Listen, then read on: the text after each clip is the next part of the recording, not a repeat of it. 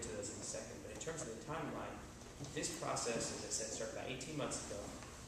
We've had the 7 months of the Charter Review Commission, and then back in February, the mayor kind of originally laid out this plan at a very high level and said, I'll come back to this a little bit later in the year.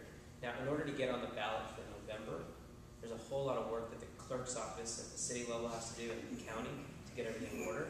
And so in order for that to happen, we're looking at about middle of July is when the council would have to make a decision on this plan. And so we will likely be bringing this up to council. We're kind of doing our public outreach in April and May, tweaking this. And then it'll still ultimately be a draft. This will still be a draft because it's the council's decision. But we're probably about 80 to 90% there.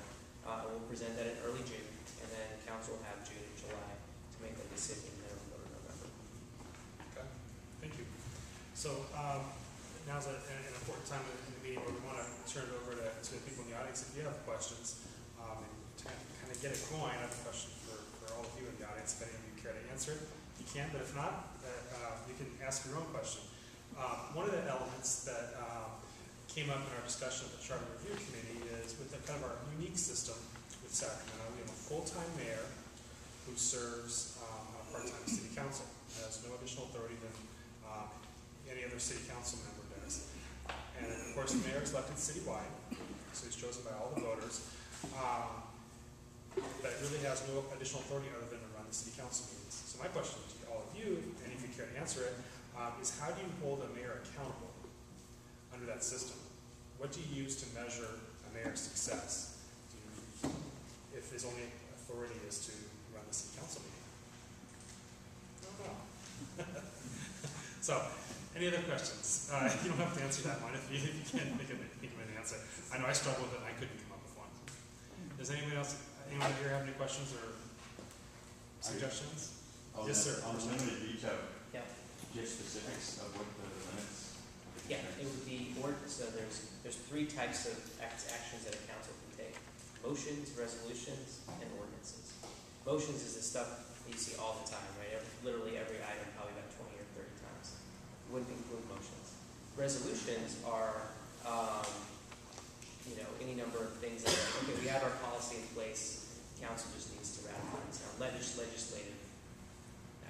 transactions, that sort of thing, would not include that. You're essentially talking about times when the city is passing a major piece of legislation or ordinance. So an example would be, I know right now our law and legislation committee is looking at a marijuana ordinance, right? That would be a substantive change to city policy on how we allow dispensaries around the city to operate. So that's an example of something that would be subject to a veto. So that I don't know how many, I don't have on top of me, unfortunately, how many ordinances there are. I can tell you that we maybe had 2 or 3 in the last couple of years. It's very rare.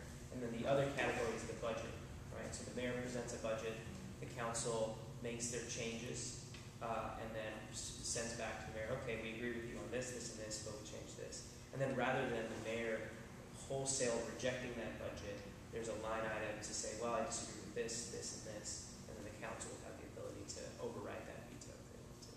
Can you touch for a second on the vote threshold to override vetoes? Yeah. In Congress, I think it's in the legislature, it's like a 2/3 vote to override. Right. How does that play out in the city council? So it's similar and different. The math is the same, but it's a little bit different. In order to get anything passed in council, in a 9-member council, you need to have 5 votes, right? A majority. So let's say that we want to pass this ordinance as a council. We have 5 votes to do it. We pass it. Then the mayor says, no, I disagree. I'm not going to pass this. I veto this. For the council to override it, you'll need 6 votes. So 6 of those 9. So that's 2/3.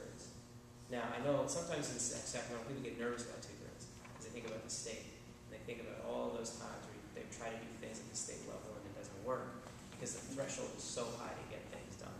The difference between the local and the state is at the state level, 2/3 is not just one person, it's 12 or 10 or whatever that number is. Council, you're talking about one additional person. So, we feel okay with saying 2/3 at this level because you're really just talking about one additional vote. Does that answer your question? Yeah. I'm curious how folks feel about that in particular. Do you have an opinion of any kind? Yeah. Okay. Yeah.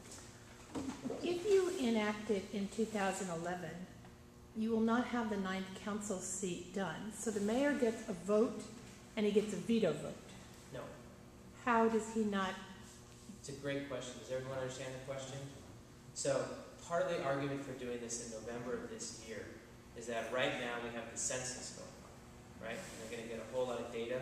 And as Angelique and a lot of other people know, things have changed in the last 10 years, right, in terms of our districts. We have certain districts that have a ton of people relative to others. So in 2011, the city is going to do what's called redistricting. They do it once every decade, the first year after the census, where they recut up the pie to make sure that the districts are equally represented.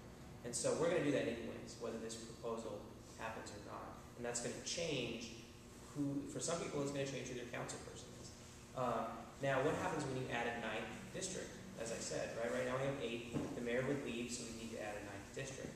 Well, you can't just create that tomorrow, right? You have to have the information, and then you have to have a process for someone to run for that seat. And so by virtue of doing this now, we'll know at the end of this year, okay, we need to redistrict for 9 districts, not 8. And then when they do their regularly scheduled redistricting in 2011, instead of cutting up the population into 8 districts, they'll do 9. And then you'll have somebody run in 2012, in June. I'm getting to your point, I promise. You'll have somebody run in 2012 to run for that 9th seat. Okay.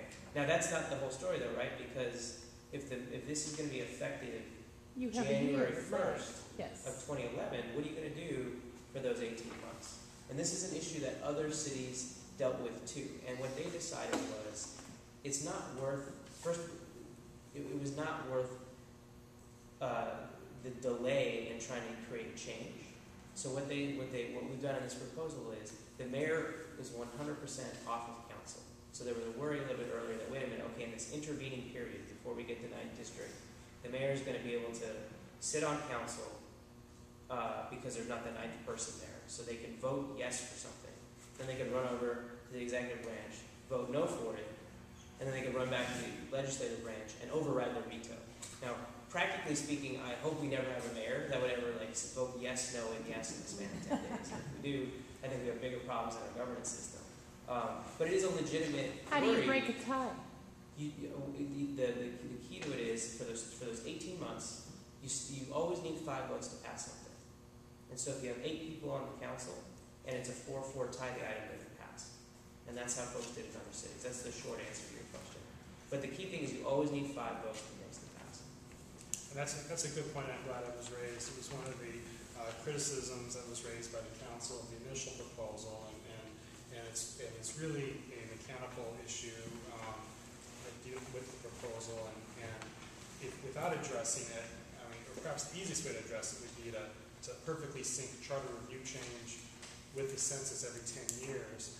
But I have to tell you, one of the decisions I think we unanimously came to the charter review committee is that we need an ongoing charter review process, an ongoing outreach process to the community where we're talking to people and getting a sense of what's working and what's not. And I think there was concern about doing this every 10 years, and we haven't done a wholesale charter review change in a number of years. So can I just get this clarified in my mind? Sure.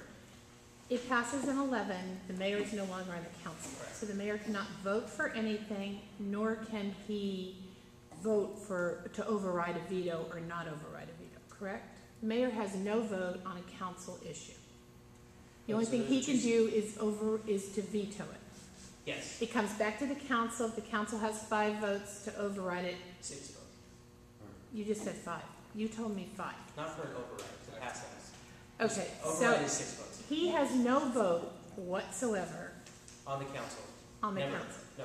whether it's to pass an ordinance or to veto an No, ma'am. ordinance. That's an important change. And are you going to say that very clearly in your? Yes, I promise that when we write the language, that's a great point, because a lot of